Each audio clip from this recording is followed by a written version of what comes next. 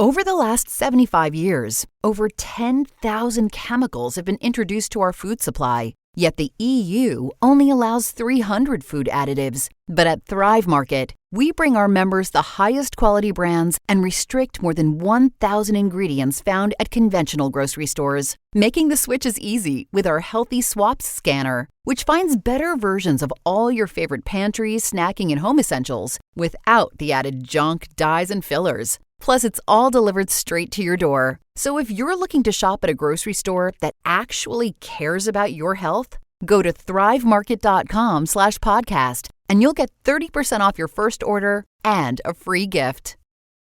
How do you feel when you switch to Geico and save on your car insurance? It's like getting right out of bed late for work, yet your hair looks immaculate. No blow dryer, no comb, no sculpting gel. Just a flawless look. As if you walked out of your house and straight onto the cover of a men's fashion magazine. Good morning, Steven. Oh, have you done something new with your hair? It looks amazing. They don't have the slightest clue you were half asleep drooling on your pillow not 10 minutes ago. Yep, switching and saving with Geico feels just like that. Get more with Geico.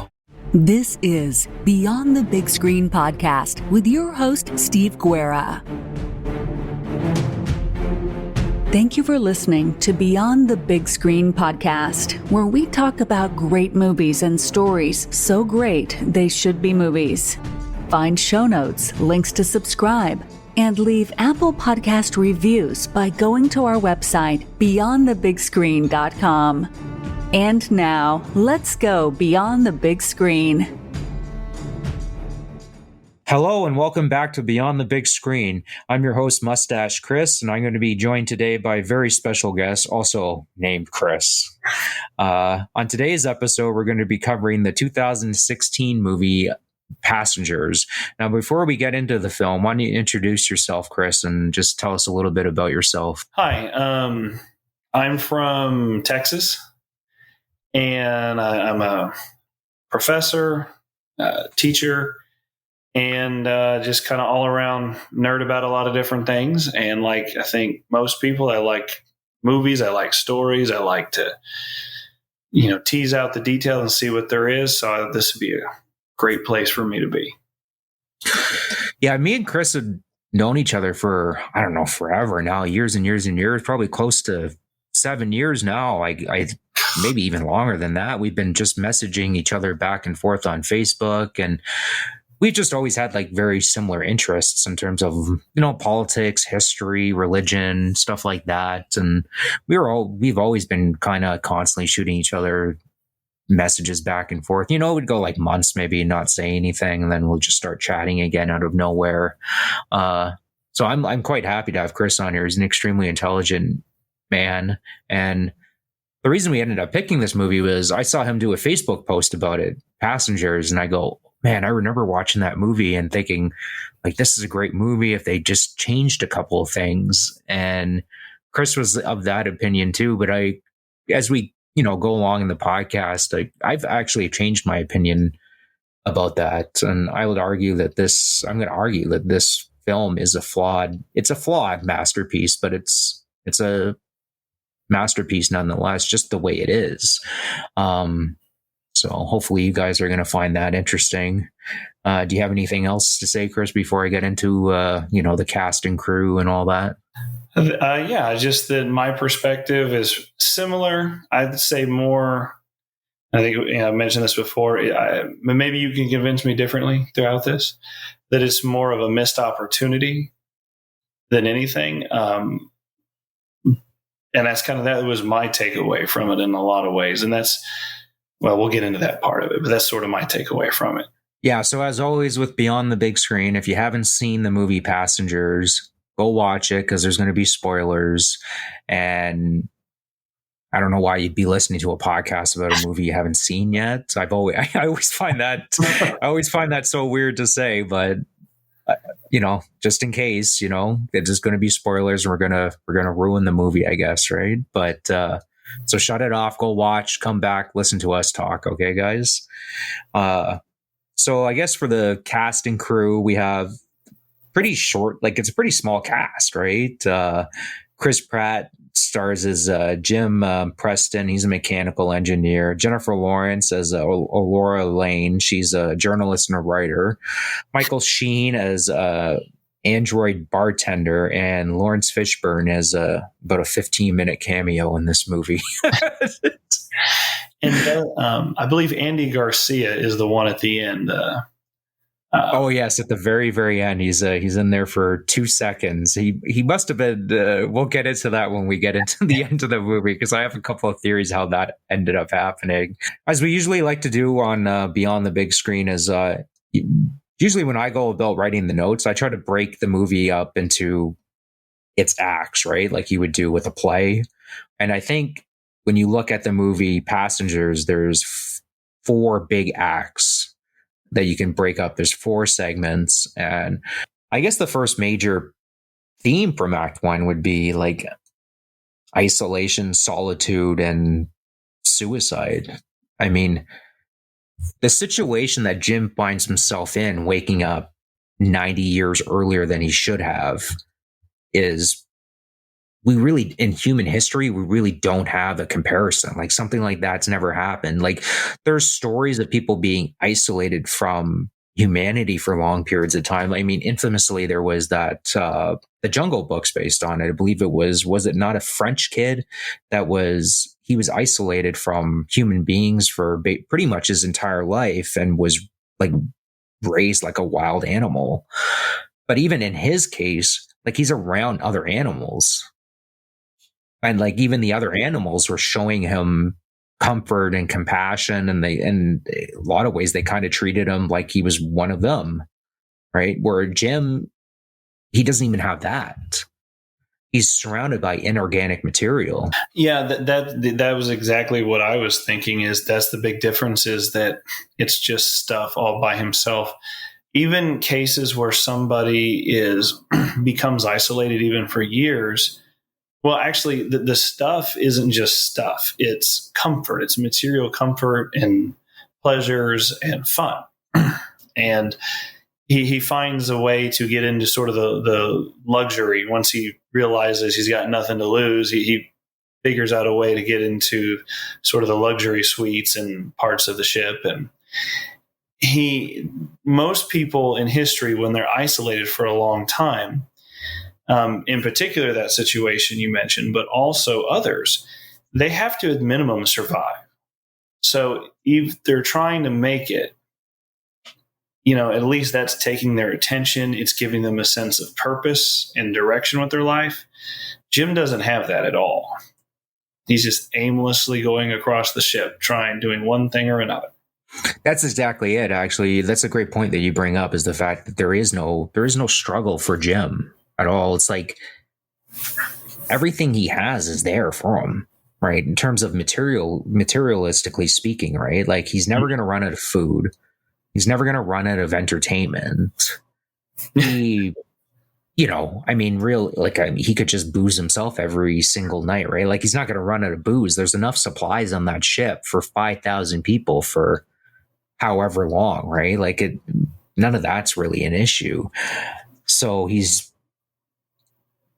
just kind of existing. It's a good way of putting it. It's like, I'll use an example, like during COVID, a lot of people were just kind of staying in their house and they didn't really have anything to worry about per se, right? Like people were having Uber drive their food to them. They were just sitting there. They had entertainment. They were just sitting there like kind of watching TV. And then within like full, and you guys are a little bit different in Texas, but up here in Canada was like the full on lockdown was like maybe 3 months, where it was like full lockdown and people lost their minds.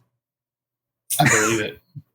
You imagine you wake up, no fault of your own, and it's 90 years you're looking at this. You're basically your entire life, you're going to be in complete and utter isolation. And then Jim goes through the stages of typically what we would consider the stages of grief, right? Where he's absolute despondency. He doesn't want to accept what has happened. Then there's acceptance, where the bartender tells him to, live a little, tries, he's playing basketball. He's, doing the dance game. He breaks into like the luxury suite and he's kind of living it up. But then the reality of what really has happened hits him, right? And he becomes suicidal, right? He goes outside of the ship and he realizes just how easy it would be for him to just not have a suit on, not have his tether on, and all he has to do is just press that button and he's going to get sucked out of there and he'll die instantaneously, right? Either he'll just freeze instantly or he'll just, he'll die because he can't breathe, right? And he's got his finger over the button and he's thinking about doing it. And that's when he freaks out. It's like, I can't do this. And and reading reviews for this movie and listening to other people comment on this movie, it blows my mind how people are so judgmental of Jim. And like when we get into Act 2 and we discuss what he ends up deciding to do, but just in this scenario, on what planet do people think that they would know for sure what they would do in this situation? It's easy to, be an armchair or whatever, for anything. People do this with history all the time. They insist looking in the past, they would be on the moral side of history or the good guys or whatever is in their mind. And there's a solid chance they'd be just like every average person there, for better or worse. So it's hard to, a lot of people do this when they look at whatever difficult situation someone's going through. They have that hindsight 2020 all around perspective. Oh yeah, Jim, he's this. He's about to make a terrible choice. He's going to do something bad. This is awful. Feel bad for him, but he's wrong. And it's like, well, hang on. You're telling me you know how to handle that. You know how to do what he can't do in this situation. Exactly. Like I couldn't think of a worse thing to put somebody through. Like you could take the worst criminal on the face of the earth. I'll just throw a name out there. Say somebody like Jeffrey Epstein and be like, this is what you're going to get. I still wouldn't do this to this guy. Honestly, I couldn't do it. As bad as he was. That's generous of you. No, I know that sounds like people look at me and they go like, oh, that's like crazy. But I mean, basically what Jim's going through is like the most extreme version of like cruel and unusual punishment. Do with bad people what you have to do with bad people, right? But there's no, like, it would be straight up torture. I wouldn't wish this on anybody. And then for people to be so like adamant that they wouldn't wake up Aurora, it blows my mind. It really does. Like I can't. And then when you watch the film, at no point is the film trying to justify what Jim did. What they're showing is a man that was desperate, suicidal, put in an impossible situation, making a questionably bad moral decision out of desperation, and he racked over that decision for months and months and months.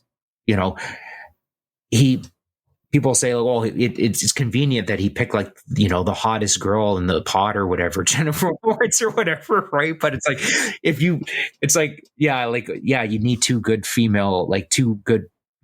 attractive leads in a movie like this if you're going to sell it and make money. But if you watch what he's doing, he reads everything he possibly can about her, and he's still going back and forth about what he should do or not do. And eventually he does make that decision. He's not proud of that decision at all. He's not. As the movie progresses, this may be an area where, we talked about some, you mentioned flaws, where I do think they could have spent a little more time on his apprehension afterwards. I understand why they didn't, because they fall in love, of course, but in that sort of haze, if you will, that rush, you can forget a lot of things in a good way and in a bad way. But I do kind of wish they would, they had spent maybe 10 or 12 seconds, just these little moments where he's clearly being self-reflective, and it would have,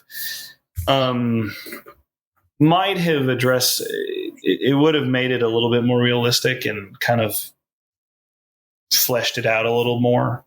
But I can understand why at the same time, that's going to get cut eventually for time. Yeah. Fortunately. Yeah. Well, in general, when we like kind of do our final overviews of the movie, I think this movie could have benefited from maybe another 15-minute runtime to just add stuff like that, right?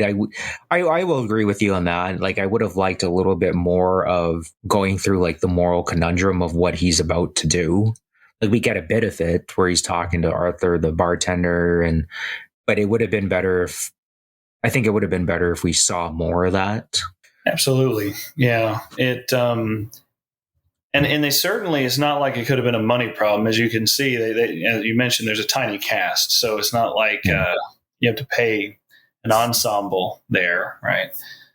But that first, I think that is the strongest part of the movie, though, because they do spend so much time on that aspect, that whole, how do I deal with this? And you really get to know Jim, and you get to see his perspective and what he's gone through and how he changes. And it is for better or worse, the strongest part of the movie, I think. And it's hard to like ask somebody this, right? But I mean, if you found yourself in that situation, like, what do you think you would do? Would you have woke her up? I would have woken someone up for sure. If anything, as a matter of practicality, like, okay, this, and I say that, I don't mean like I'm proud or it's a positive thing to say, but at the same time, you know, you're going to have to wake somebody up. And as the plot moves on, you know, knowing what I know about, you know, how it works out with the ship breaking down, I definitely would have started waking people up. We have a problem. We can't get to the ship crew. We need to figure something out. And it would quickly turn into a survival thing in a different way. So I'm pretty confident I would have done something similar. I reading reviews and listening to some commentaries with people about this, they say a lot of people said they would never do what Jim did, right? But they said, oh, well, if it was my wife right next to me, then I would have woken her up. And I go, okay. I'm like, so I get that there's a difference in the sense that Jim is waking up a stranger and you'd be waking up your wife, but ultimately you're really doing the same thing. You didn't ask your wife whether she wanted to be woken up on an abandoned ship to die, because that's ultimately what you would have. Absolutely. You would be making that same decision for her, the way Jim decided that he was going to make that decision for Aurora. That's ultimately what Jim does. Is the reason it's so evil or wicked or morally reprehensible is the fact that at no point did Aurora have a choice. He took that away from her, you know, and it would be no different than if you woke your wife up. People, well, it's my wife. Of course she would want to be with me. Well, you didn't ask her that. Did she? Do you know what I mean? Like, did you ask her that, like, she wanted to be on a ship with you for, 90 plus years and you're going to die on the ship and this would be your entire existence? Steve here with a quick word from our sponsors. Over the last 75 years, over 10,000 chemicals have been introduced to our food supply. Yet the EU only allows 300 food additives. But at Thrive Market, we bring our members the highest quality brands and restrict more than 1,000 ingredients found at conventional grocery stores, making the switch as easy with our Healthy Swaps scanner, which finds better versions of all your favorite pantry, snacking, and home essentials without the added junk, dyes, and fillers. Plus, it's all delivered straight to your door. So if you're looking to shop at a grocery store that actually cares about your health, go to thrivemarket.com/podcast and you'll get 30% off your first order and a free gift. The history of the popes of Rome and Christianity reaches into nearly every aspect of history. In the History of the Papacy podcast, we step over the rope. We dive in to discover more about the people, events, and background that define the influence of the popes of Rome and Church, not only on the West, but the world. To start listening now, go to parthenonpodcast.com or search for History of the Papacy on your favorite podcast platform. They were some of the most powerful men who've ever lived. They waged war, forged peace, and altered the fates of billions of people. And yet, they were just as human, just as flawed as you and me.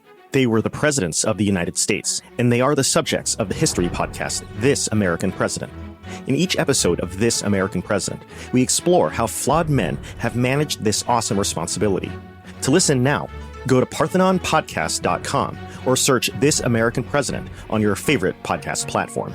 Well, actually, let's get into Act 2, right? So Jim wakes up Aurora, right? This is where Jim gets into like really messy territory in the sense of morally. He leads her to believe that it was a malfunction is the reason why she woke up.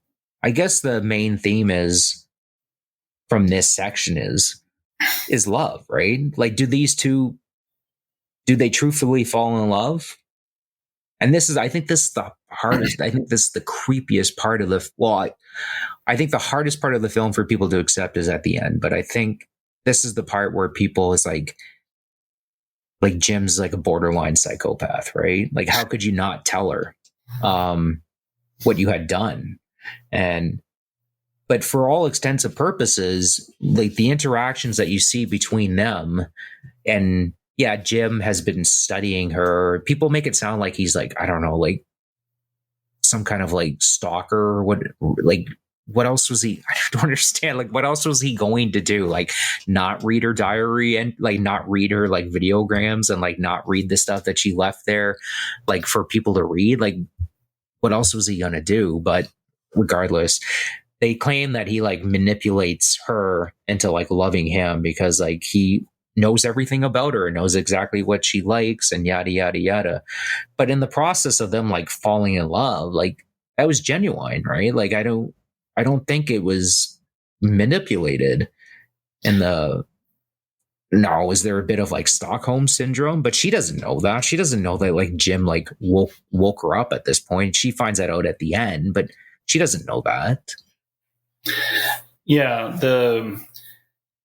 it does bring up all those questions, and I think that's, you know, just from a storytelling perspective, that there's just so much. There's a lot there. There's so much you can do with that, and no matter the medium. I mean, it could be a radio program, and you could do a lot with it. I think I definitely agree. Love and hate. Love really, but I guess hate comes later. But love is the central focus here, and the way he studies her, the way I took that when I watched it, and you know, I was only doing so much highbrow thinking at the time, just watching it, unless something really stood out to me. But it seemed like to me he was just lonely, and this was a way to get to know somebody on that ship. I don't think he initially was like, I'm going to wake that girl up one day. You know, I think he went, okay, who is that? Oh, let me check this out. He had to walk himself into that over time in steps. And the first ones, like most decisions, for better or worse, are kind of innocuous. They're very lighthearted. Well, who is that? Oh, she's this famous author. What'd she write? You know, and so on and so forth. And so I didn't really see that as him stalking. I actually took that as, you know, like you were saying, what else is he supposed to do? He could have done that with anybody, really. She just happened to be the hot one that was right there when he almost killed himself. But, and actually, I did want to get it. This was kind of a late realization for me. So I guess this might be a good time to throw this in. Aurora is the Roman goddess of the dawn. And what's fascinating is, what they did in the story is, in Act 1, when he's going to kill himself, or he attempts it in the darkness of space, it's his darkest moment. He's drunk. He's ready to do it more or less and just end it all. And then he's terrified. He couldn't do it. He steps back. And what is the first thing he sees, essentially, is this woman named Aurora, the dawn after his darkness. Yeah.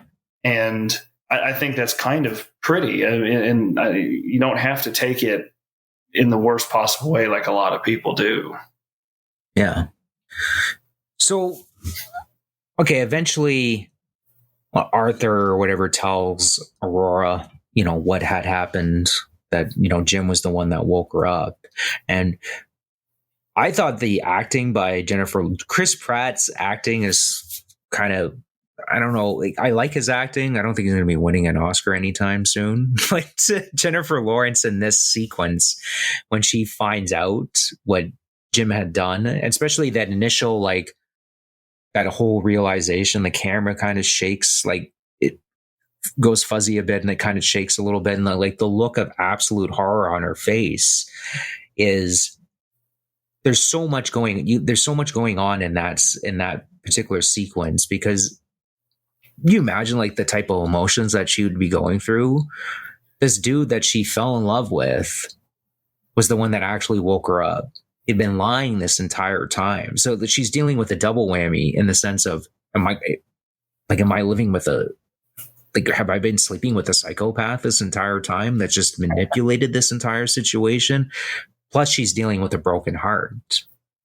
Because like what Jim did, it's like magnitudes worse, but it'd be almost, I don't know, let's use an example that people go through all the time. It's like when a significant other or a wife or whoever cheats, right? It's like that type of trust that was broke.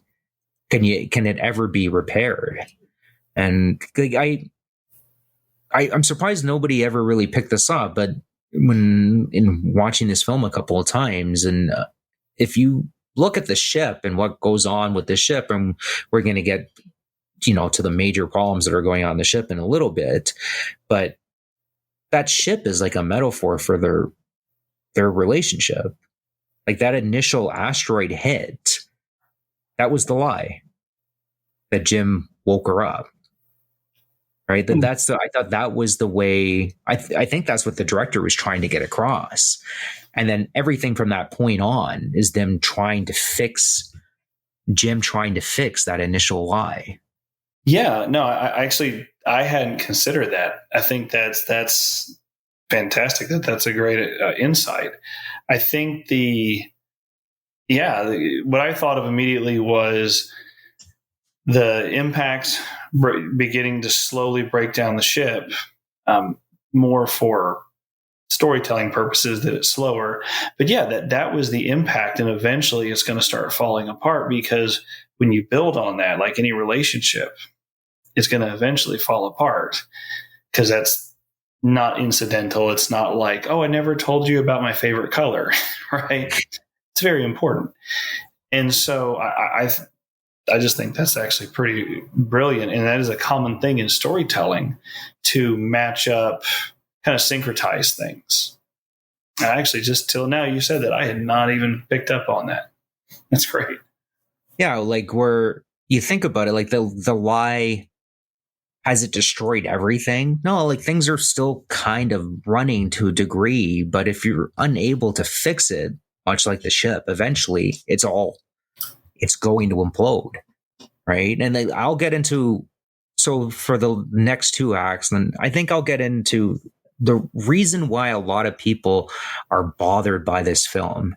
And this is one of these weird films where I remember when it came out, and almost immediately I started hearing takes about, well, if you just change this, or if we just did this differently, and I'd never really seen that I've seen that with other movies where people are like, oh, what if, Batman didn't do this, or, you know what I mean? Like those cheesy things, right? But almost immediately with this film, people had all these opinions about like how they would change it to make it better. And initially, when I first watched the film, that was the opinion that I had, where I watched this and I'm like, man, there's such a good movie here. If they had just changed a little bit this and they made this a little bit darker. But over the course of like watching it multiple times, like I must have watched in preparation for this podcast, because I'll just throw the movie at night before I go to bed and stuff like that. I'll watch like bits in here, and they're like full time. I must have watched this movie like 5 times in preparation for the show. And it was by the third time, it clicked for me. Like, I get it. I get what's going on. Like this guy, it's flawed, but the director and the writer and the people involved in this film, they were so close to like making a masterpiece. And then there's not much I would change about it. But I don't know, do you have any final things to say about Act 2? I guess just a little bit. I think in Act 2, you get the And if I remember the tension, as we mentioned, I agree with you on the acting on Jennifer Lawrence's part. I think it was great. It was, and I don't, unfortunately, I don't, for better or worse, I don't think we live in an age of great actresses. I don't know why that is, but that's the feeling I get. You know some names, but truly great actresses, I just don't know of many. And that was a standout moment for me. Chris Pratt, like you said, is just Chris Pratt. But at the same time, I think for this role, that was kind of what was needed. Because if you look at their names, she's Aurora. She's this exotic, goddess-like person, especially to him. She's someone who's literally in her goal going to live, a couple of centuries just because she has to travel between the stars. That was her original goal. And here's Jim. He's a mechanic. So Chris Pratt's sort of down to earth. I'm not, his whole, I'm just a regular person, a funny guy. While he's not super funny in this movie, I do think that sense of earthiness, even if it really isn't acting, was perfectly appropriate for his character. So when he reveals it and he kind of is just awkward and just quiet and stony, I think that's what that kind of character would do. And I think that's partly why they wanted to cast him for it. I don't think it was just Guardians of the Galaxy and he's a big name. That certainly was part of it. But I do think he definitely was a solid contrast to Jennifer Lawrence in the way that at least she acted and the way they wrote it. In that you believe the chemistry.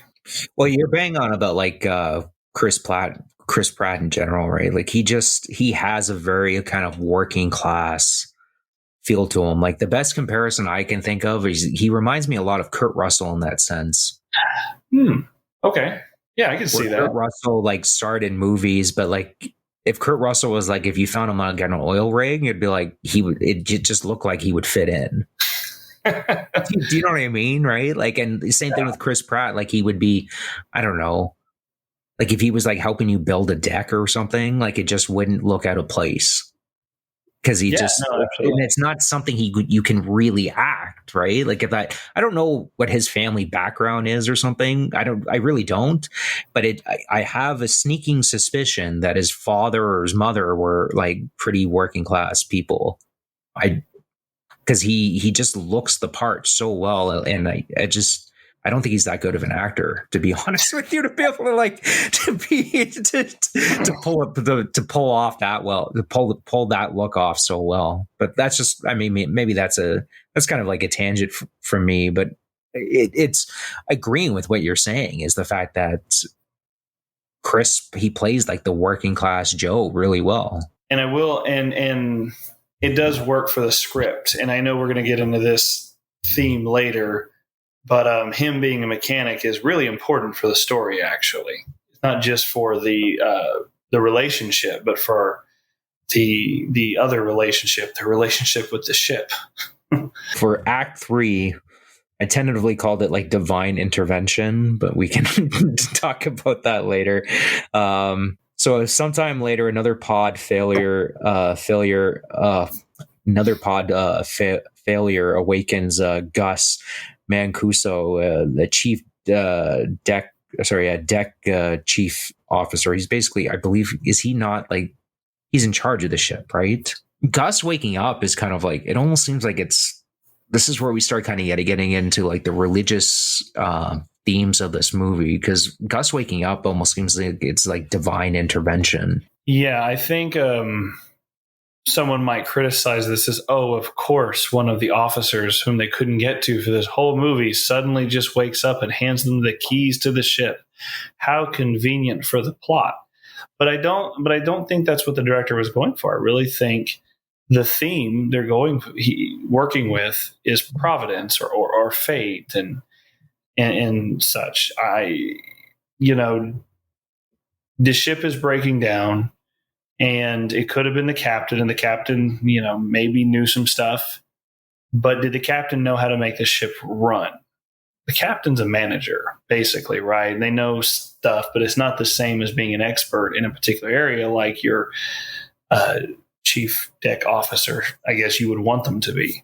So I look at it as providence, like you were saying, sort of the divine intervention side of this, the theme, that it was providential that a mechanic woke up, through a system failure, and that later someone who would work on the ship with some basic know-how, and then somebody with the access to the ship later woke up.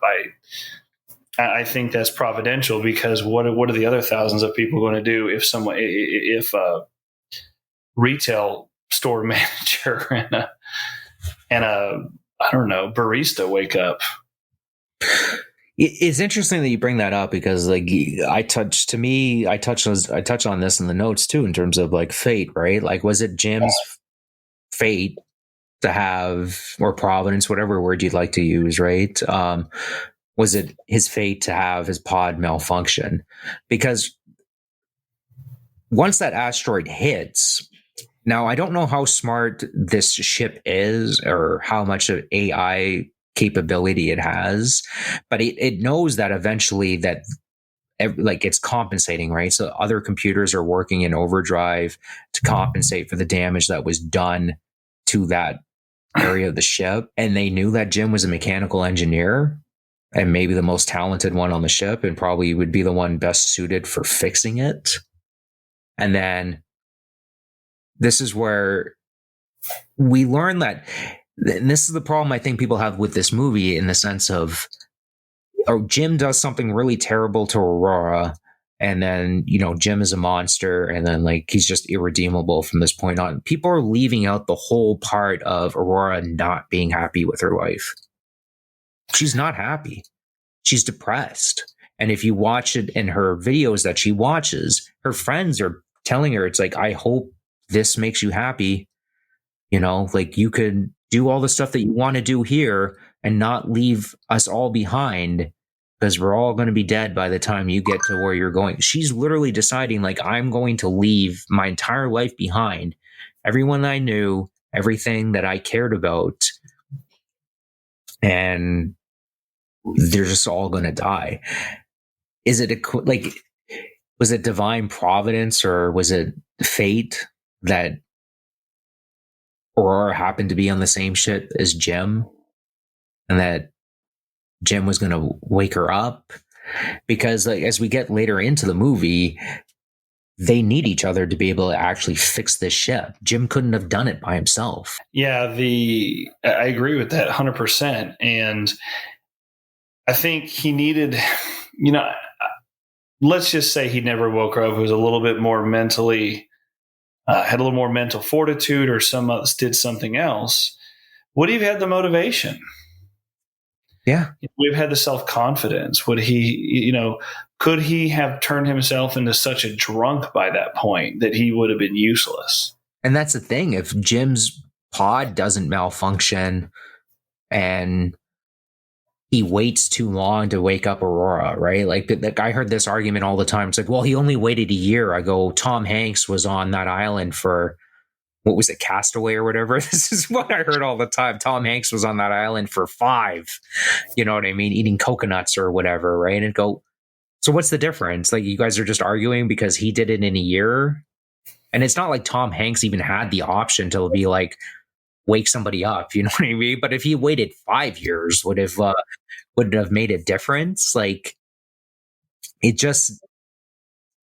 doesn't make, like, you know what I mean? Like, what difference would it have made? And then, like you rightfully pointed out, is, I mean, if he didn't do what he did, would he have even had the ability or strength to do what was necessary, right? Would he have even cared?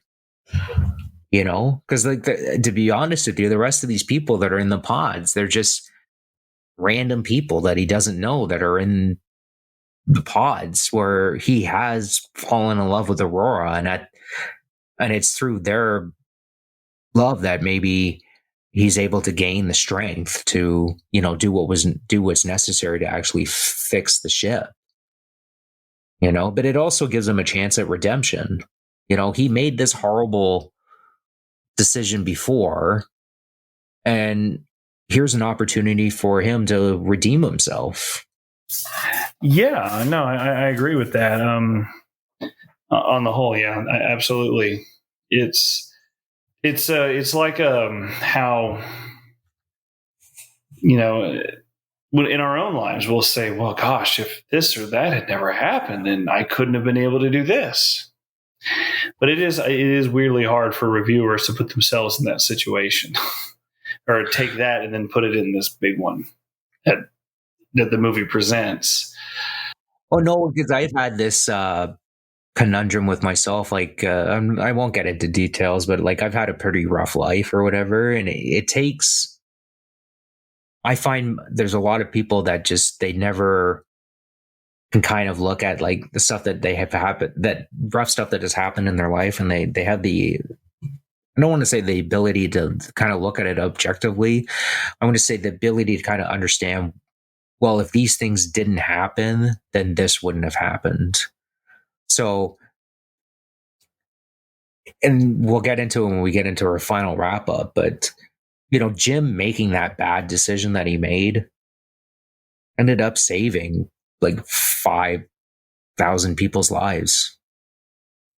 Well, it was that quote I had mentioned to you, is this being a particularly kind of seemingly religious themed part of the movie. Yeah. The quote from St. Augustine I had mentioned to you, God saw fit that rather than eliminate suffering, that he gives suffering meaning. I'm paraphrasing. I know that's not the exact wording. I'm paraphrasing. But that's kind of what this movie is all about. You put these people in these impossible situations, and they have to make the best of it. And their bad situation has to be made for some kind of good in the long run. Yeah. Personally and on a larger scale, societally. Steve here again with a quick word from our sponsors. Over the last 75 years, over 10,000 chemicals have been introduced to our food supply. Yet the EU only allows 300 food additives. But at Thrive Market, we bring our members the highest quality brands and restrict more than 1,000 ingredients found at conventional grocery stores. Making the switch is easy with our Healthy Swaps scanner, which finds better versions of all your favorite pantry, snacking, and home essentials without the added junk, dyes, and fillers. Plus, it's all delivered straight to your door. So if you're looking to shop at a grocery store that actually cares about your health, go to thrivemarket.com/podcast and you'll get 30% off your first order and a free gift. War has played a key role in the history of the United States, from the nation's founding right down to the present. Wars made the United States independent, kept it together, increased its size, and established it as a global superpower. Hi, I'm James Early, host of the Key Battles of American History podcast. In each episode, I discuss American history through the lens of the most important battles of America's wars. To start listening now, go to parthenonpodcast.com or search Key Battles of American History on your favorite podcasting platform. For the final act, I tentatively called it redemption. And I guess like the big theme is Jim's redemption, Aurora's love, and her decision to stay with him. And this to me is the part of the film I think people have the biggest problem with and find the most uncomfortable, in my opinion. I think it goes back to, well, what would you do in that situation? Would you really just decide to be by yourself for the next 88 or so? Anyway, it just goes back to that for me when people have problems with it. But I can also see it from a storytelling perspective, why people, maybe it feels a little cheap. Oh, of course he survived. Oh, of course this and that. But I think there's some, we have been talking about some interesting implications behind all of this. But what I want to first, one of the things that occurred to me was, the trees, of course, have the precursor. A tree grew. When Gus woke up, he comes in, and that was sort of this little brief moment of comedy, like, why is there a tree in my ship?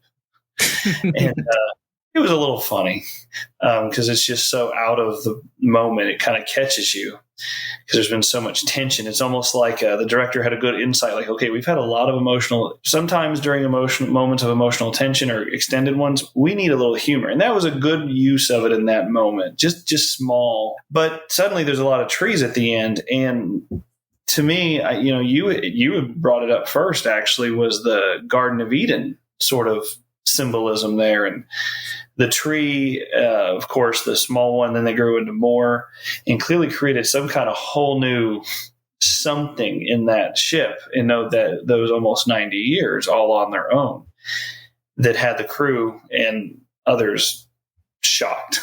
So I thought there was the Garden of Eden. What did that imply about what the director was trying to say? That was really interesting to me. There was a lot there.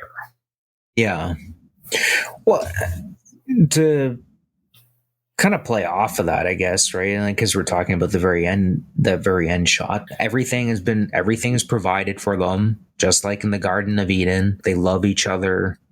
In a sense, I guess you could say they kind of overcame the original sin, which was Jim's lie to Aurora. They worked through it, and she learned to understand that the reasoning behind what Jim did.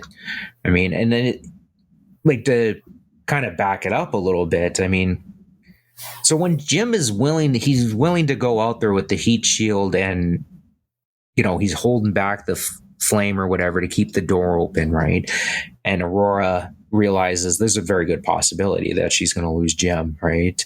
I think it's in that moment that she realizes that Jim wasn't a psychopath. He wasn't an evil person. An evil person would not be doing this. It's like, I guess you could cynically argue, well, he's saving his life too, right? But what life at that point? He's alone for all extensive purposes. Yeah, sure, Aurora's there. The girl that you love that absolutely hates your guts, thinks that ruined your life. What would he be saving? Well, and he went into that thinking he was going to die. I think most viewers thought he was going to die. I did. So I would assume a lot of the viewers did as well with the way they set it up. I was actually a little surprised he lived. But science fiction, put a little fiction in the science right there. But yeah, that nobody would put their lives on the line where even the audience doesn't go, yep, this is the part where he dies heroically and, it fixes everything. He doesn't. She saves him. But in that moment, like you said, what psycho would do that? Not in that selfless sense. And I guess my cynical side says, oh, that's what it took to show you. Right, that he's not crazy. But to be fair, where I do think some of the criticisms make a good point is if you see the movie from her perspective, it is absolutely creepy. It can be, at least, and then terrifying. It could be a horror movie if you told it from her perspective and maybe even if you told it only from her perspective, you could see that as a Stockholm syndrome moment, right? So I can see why audiences could have taken it in bad ways, but yeah, I can't get past the same thing. I can't get past that fact. You can't get past it that a crazy person wouldn't sacrifice himself, not just for her, but for the entire ship, for humanity, essentially, in this case, to go with religious themes. And so you brought up, and I believe it has like 4 million views or whatever. You showed it to me, was Passengers Rearranged or whatever. And you brought up like seeing it from Aurora's perspective. And I remember watching it and think, oh yeah, that would have been a really interesting film, but it would have been an easier film to make, in my opinion, because everyone wants Jim to be this creepy psychopath. Everyone, because it's easy, right? It's like, oh yeah, look at what this guy did. He's evil, blah, blah, blah. And they chose to not go that direction. They chose to show Jim as this very complicated individual that was forced to make this complicated moral decision. And then in that moment, when she realizes when Jim's about to die or whatever, she thinks he's about to die, and maybe that's what it took for her to realize that like Jim isn't that person. He made a tough decision in an impossible situation. And from that point on, he's been trying to have some kind of redemption. That's why he built the tree. He tries to explain to her over the PA. It's like, I can't change what I did, but like, I love you. And like, that's real. Like, that's not like people say like, oh, he's like gaslighting her or what have you, right? And I would agree with that if he's not willing to, but he's willing to go out there and risk his life to try to save her life. Because ultimately, at the end of the day, I know he says it's for all the other people that are on the ship too, and I'm sure there's a big motivation for that too. But he wants to save her, you know, like that's his primary motivation. And then she realizes that, and then so when he goes out, you know, he's going to die or whatever. And she goes out in her suit and she's about to get him. Right. And she just misses by an inch, but his tether broke. So, you know, she's able to grab onto his tether. She brings him back and basically has to override the doctor hibernation thing or what have you to revive him. She gets him revived. And, you know, Jim being a mechanical engineer, he figures out that like he can put one person back to sleep, right? Back in hibernation using this pod. And he gives Aurora a choice and it says like, go back to sleep, go live the rest of your life. I'll be fine here. I'll figure it out. Right. And whether that means he's going to kill himself or I don't know, eventually, or well, maybe I'm not sure what he's going to do. Right. But he gives her the choice of you can go back to sleep or not, which was the thing that he took away from her when he woke her up, right? He took away her choice to be able to make that decision herself or not. And he's giving it back to her, right? This is his redemption, right? I'm giving you the choice. And I think people have what makes people really uncomfortable about this film, whether they know it or not. And I think this is the reason why everyone's like kind of trying to change it to make it a better film or not, is ultimately Aurora is able to forgive Jim for what he did. Whereas we, the audience, have a difficult time forgiving Jim or seeing that Jim deserves redemption.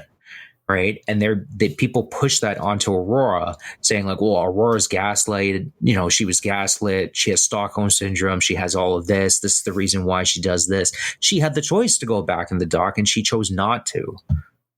And like, ultimately, at the end of the day, Aurora, as a free individual, making a free will choice, decides to forgive Jim. And decides that she loves Jim and wants to spend the rest of her life with Jim on this ship.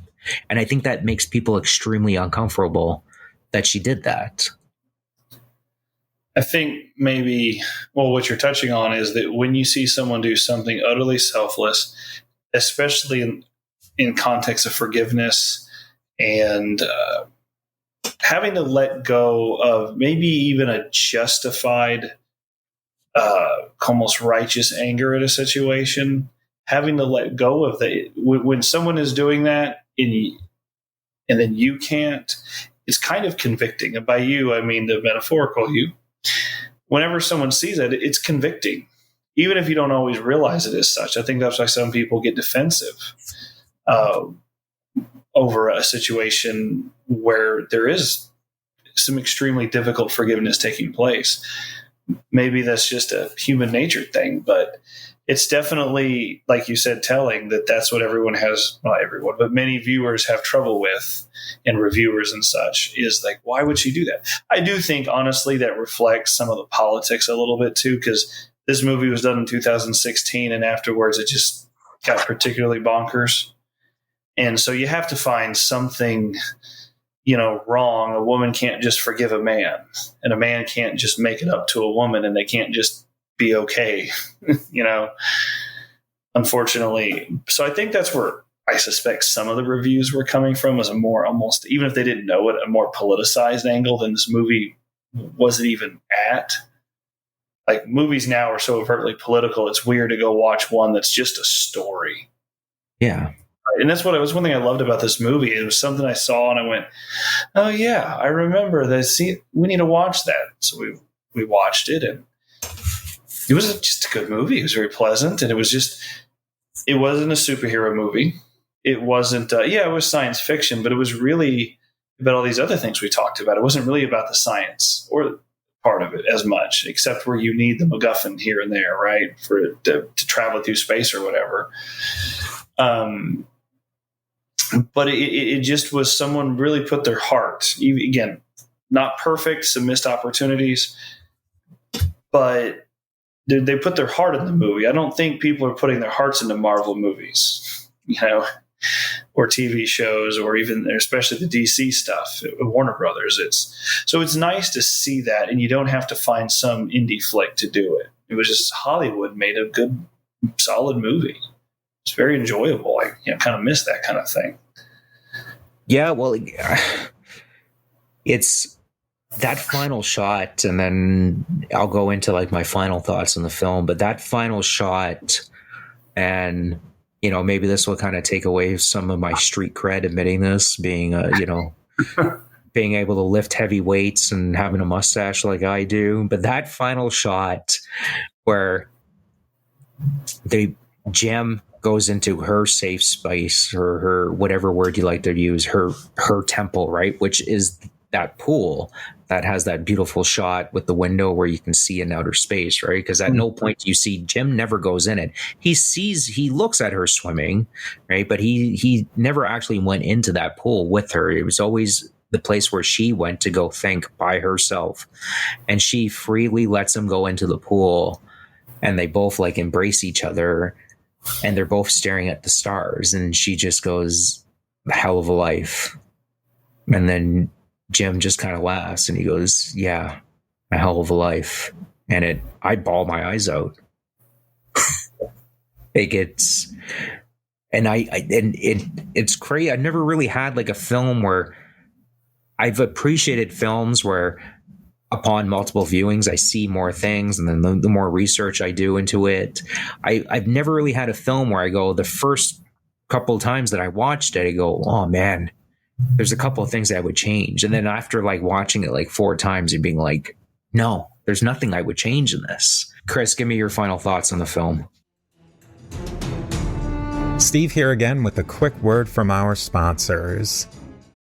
Over the last 75 years, over 10,000 chemicals have been introduced to our food supply, yet the EU only allows 300 food additives. But at Thrive Market, we bring our members the highest quality brands and restrict more than 1,000 ingredients found at conventional grocery stores. Making the switch is easy with our Healthy Swaps scanner, which finds better versions of all your favorite pantry, snacking, and home essentials without the added junk, dyes, and fillers. Plus, it's all delivered straight to your door. So if you're looking to shop at a grocery store that actually cares about your health, go to thrivemarket.com/podcast and you'll get 30% off your first order and a free gift. Before I do that, I wanted a couple of details that I had just kind of forgotten to mention. One of them that stuck out, one of the things that stuck out to me was the name of the ship is the Avalon. Well, Avalon, while I'm no Arthurian scholar, has some significance in its earliest mention by Geoffrey of Monmouth. This is like the 1100s. The kind of translation of it is basically it's an island of fruit trees. So you have this kind of this hidden off place of refuge, valley. It's called a valley, I want to say, in some of the stories, but here they are. They're in this. The Avalon has trees, and it's this kind of place of peace, paradisic. I'm going to say that wrong. It's like paradise almost. It ties back in with the Garden of Eden aspect of it. And one of the other things I wanted to point out has nothing to do with the artsy side of it, or at least that kind of artsy, is during some of the action when the ship systems are starting to seriously fail and the false gravity starts getting wonky, she's swimming, and the water, of course, starts coming out of the pool, and then she's stuck in this giant water drop. That was just really cool. One, it was scientifically accurate. That's actually what water does in space. It just sticks together. And then she's stuck in this giant water droplet. I was like, it was kind of cool. And there was real tension there because she's drowning and she can't swim because there's just no way to generate force. Or not much anyway. And it was I just thought that was it was technically pulled off. It was believable, and there was actual tension, and it was a creative use of, it was one of the few, in my opinion, real science parts of this. A lot of it with the science fiction stuff is more tropey. It's the drones cleaning things up. It's the spaceships. But that was kind of a real kind of bit of hard science fiction for a couple of minutes in the movie, and I kind of appreciated that aspect of it. But anyway, final thoughts, I guess, would be that I still think they should have spent some time developed on some of the character development, especially early first, second act. And I still think that that was the missed opportunity really in it. But on the whole, I agree. It's really a really solid movie, great movie. And where I just love it that it has this end, this positive end. It's not just that the ship's saved. There's real depth. There's real, it presents love as a solution, and love is a concrete thing, not this abstraction. When Jim is going to go save everyone, it's real. He has to literally save, I think it's like 5,000 people. It's not, I'm saving humanity, and humanity is a stand-in for your own ego. He's saving somebody he loves. He has to work through a real relationship because he loves her, because he loves her, and she has to work through real relationship troubles because she loves him ultimately, and it works out. And I just thought that was it was kind of beautiful. You don't see that a lot in Hollywood movies, in particular today, but even going back, that's just not as common. It had a us against the world, in this case, I guess, universe vibe at the end, but in a more romantic sense, I guess. Yeah, I'll just kind of reiterate, like I was saying, honestly, like I said, a lot of people, I thought when I initially watched this film, I thought, there could be some changes. But the more I watched it, I started realizing that it's a flawed masterpiece. And I'll get into some of the flaws that I think is perfectly, some of the flaws that it does have. But I think this movie just perfectly encapsulates the human condition. Like, we can't live in solitude. How often do you hear people talk about being lone wolves, right? It's just we're not lone wolves. I mean, some people are more, prefer their private space or whatever more so than others, but like absolute solitude, like real solitude, like what Jim was forced to live in, human beings they can't do that. They mentally break down. We know this from solitary confinement being considered cruel and unusual punishment. And I talked about that in terms of like, I wouldn't even wish the worst criminal to get thrown into what Jim got thrown into. We are forced to make questionable moral decisions often. How often do people, they make a decision and they struggle with the moral conundrums involved in it? Whether they can justify to themselves whether they made the right decision or they made the wrong decision. This is just part of the human condition, right? If you have like a soul and empathy, you struggle with decisions that you make constantly, right? Much like Jim did. And, we, even with these questionable moral decisions that people make during the course of their life, like we have like a chance of redemption. Everybody does, whether that is, through religion or through an actual act that you do yourself to help somebody else. It could be you throw yourself in front of a speeding car to save a child or what have you. Like, people do have opportunities at redemption, and everyone should be granted that opportunity to be redeemed. I mean, that's the biggest problem with a lot of this kind of cancel culture stuff is, not to get political and stuff, but it truly does raise like a question, like, can somebody have a chance at redemption? Can somebody be redeemed? And I believe it's part of the human condition that we do truly believe that somebody can make penance for, say, a morally wrong decision that they had made earlier in their life. And that love, that human beings can love one another passionately, and that love could indirectly save many people's lives, regardless of whether we see it at the time or not, right? Because that is the number one driving, motivating factor for human beings. At the end of the day, everybody has to feel like they feel loved, whether it's by their significant other or by their friends or by somebody else. And it's a concrete thing. It's concrete yet invisible at the same time. Right? You can't take love and study it in a lab, right? But you can see it through people's actions, right? It's invisible in the sense of like, kind of like, we think of like, I don't know, time is invisible in the sense, right? Like we can measure time.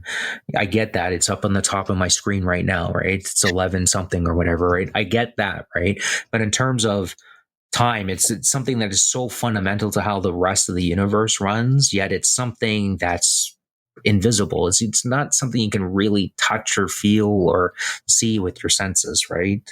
And it changes depending on where you are.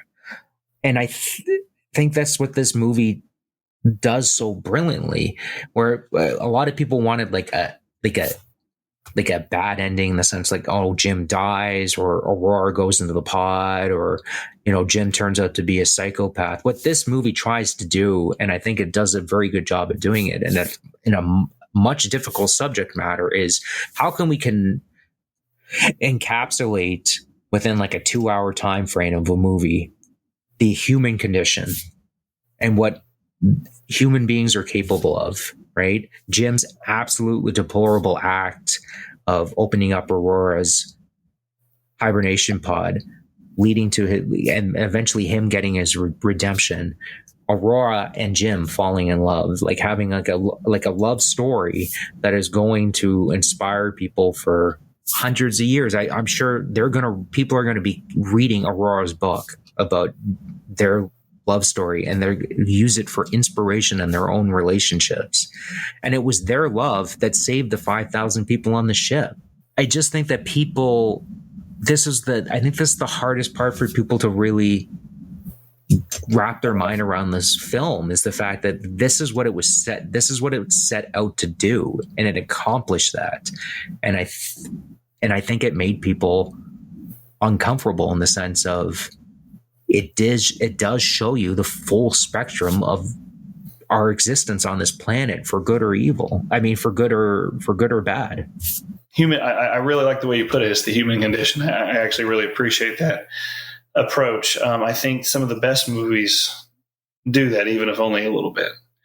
And I honestly think one of the things, as you were talking, I know I gave my final thoughts, but it almost felt like a secular Christian movie, like somebody who really sympathized with, the big ideas basically, and were really inspired by it, but, almost like in a European sense, but they weren't necessarily, that wasn't really their faith, but they just, maybe some they grew up around, and it just kind of soaked in, and it just kind of came out in this wonderful way. The self-sacrifice, the love being the core of how everything runs. I mean, I don't think it's just Christianity. I think other groups would agree with that. But I did feel culturally a little bit like that, and it gets baked into the story in a way that is just, if you don't know what you're looking for, you won't see it almost. So for me, the big, obvious point of that was just the providence. Just the right people had to wake up, or this tragedy would have happened. You don't create a story like that. That's not a MacGuffin. You're saying something with that story. I think you're onto something, because the writer, I think he wrote the 2 scripts for Dune and then Dune Part 2, which also have like heavy religious themes to it too. Sometimes in Hollywood, and I can't speak for the writer, I don't know him personally, maybe he does have beliefs, right? But it's hard to get funding for that if you make it too explicit in those circles. So sometimes you kind of have to sneak it in. And I find sci-fi in particular seems to be a genre where some of these religious themes are able to get snuck into movies. Interstellar is another example of that. There's been a bunch of them recently, actually, and Passengers is part of this tradition too, I think. Which other movies were you thinking of? Recent ones? Interstellar comes up right off the top of my head. You're putting me on the spot here right now. Interstellar is the big one off the top of my head. Anything Christopher Nolan, I find there's a deeply spiritual aspects, even his like Batman movies and stuff like that. There's a deeply spiritual aspect to his movies. And I don't know, I wouldn't put it past him if he's studied religion pretty seriously. To my understanding, he is heavily influenced by Carl Jung. Yeah. And I know that, and I believe it's in the Batman movies, you see that most explicitly. But even then, you can kind of see it in Inception pretty heavily, too. But yeah, I can't speak to his latest movie, but I haven't seen it yet. But so yeah, those are definitely, if he's a fan of Carl Jung, then there's definitely religious inspiration. I guess to kind of wrap it up, it'd be age-old tradition with this movie with Passengers is, Chris, how would you make it better? Really what I just said, I would have spent a little more time on Jim's guilt throughout their relationship, just moments, because, they're head over heels in love, or beginning to be. I think they spent so much time on Jim's degrees of or stages of grief. I wish they'd spent a little more time on hers. And I know that was just a running time thing. Maybe they did film those scenes. I don't know. Or just trim some. And then I kind of wish we got a little more at the end. Not a lot. Just a little. Just maybe a little hint at what the director really wanted to say. And maybe that's why they didn't, because the director and or writer wanted people to ask questions like we were doing. But I do think just maybe we're talking minute and a half to 2 minutes of something pivotal at the end. I think it might have been an interesting choice. I don't know if it would have worked if at the end, with Aurora reading a little snippet from her book, if it had been Jim, in fact. Because that's, I don't know, that just would have been, that's an interesting story angle. I don't know if it would have worked, but it was a thought that occurred to me. But definitely those other things I would say would improve the movie for sure. Yeah, my biggest complaints about the film is I find some of the hokey kind of aspects, some of the attempts at humor don't work really well. Like there's like a scene where Jim's waiting at the bar and he's like talking to Arthur and he's sitting there waiting, I guess, whether Aurora is going to show up to the bar or not, what decisions she's going to make, right? Because he's not going to stand over her shoulder and like pressure her. It's like, no, you're not actually going to go to sleep, are you? He leaves her alone and lets her make her decision. And she comes in with a beautiful red dress or whatever.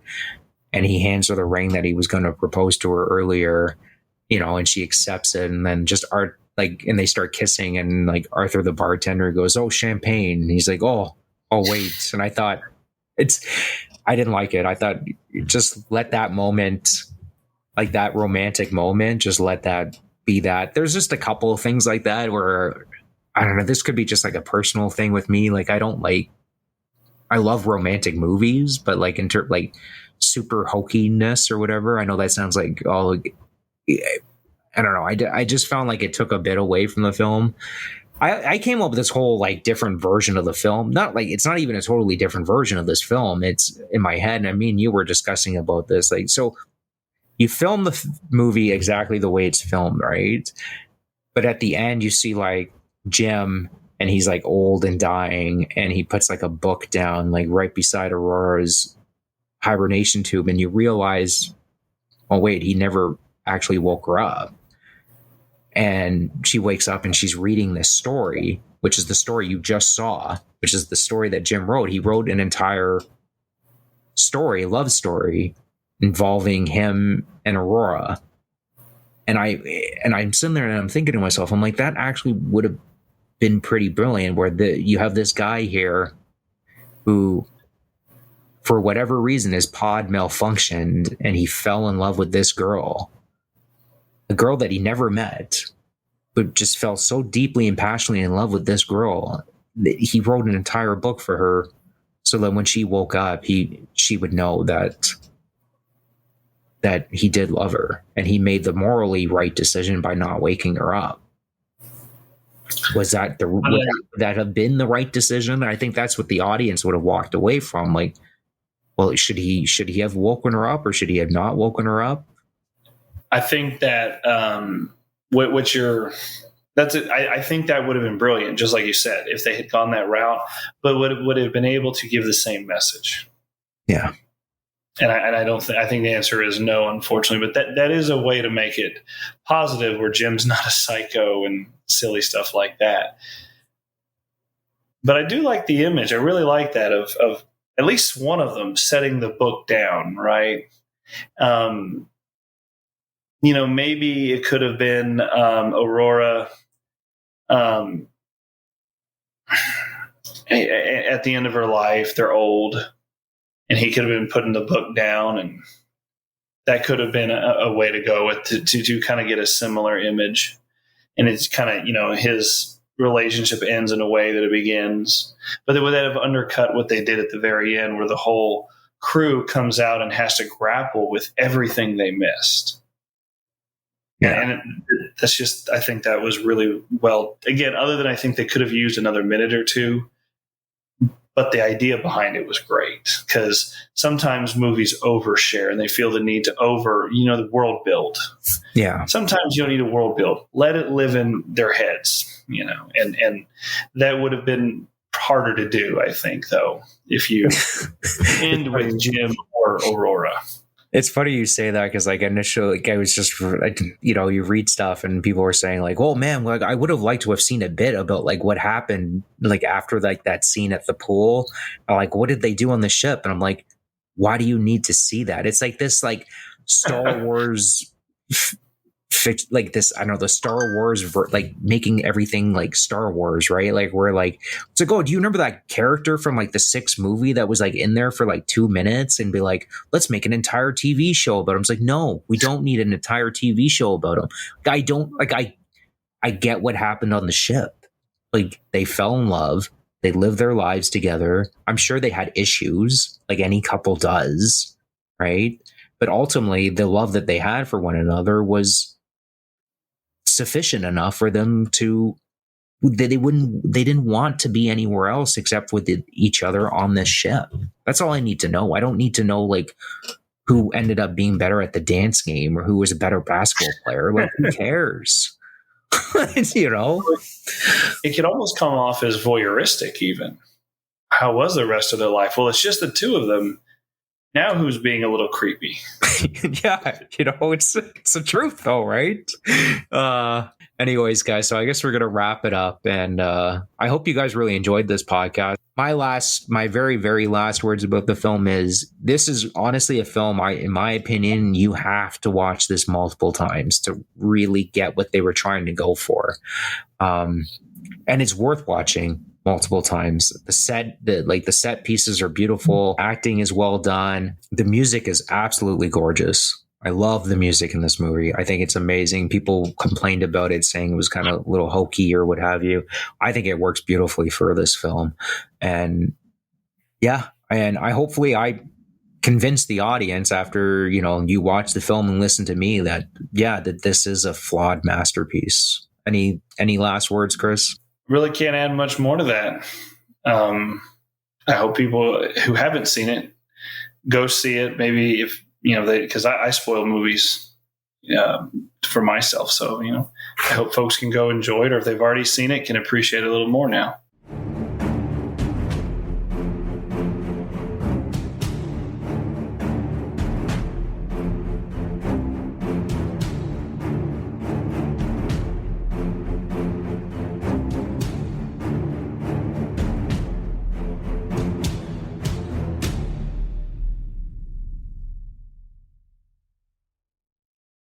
Over the last 75 years, over 10,000 chemicals have been introduced to our food supply, yet the EU only allows 300 food additives. But at Thrive Market, we bring our members the highest quality brands and restrict more than 1,000 ingredients found at conventional grocery stores, making the switch as easy with our Healthy Swaps scanner, which finds better versions of all your favorite pantry, snacking, and home essentials without the added junk, dyes, and fillers. Plus, it's all delivered straight to your door. So if you're looking to shop at a grocery store that actually cares about your health, go to thrivemarket.com/podcast and you'll get 30% off your first order and a free gift.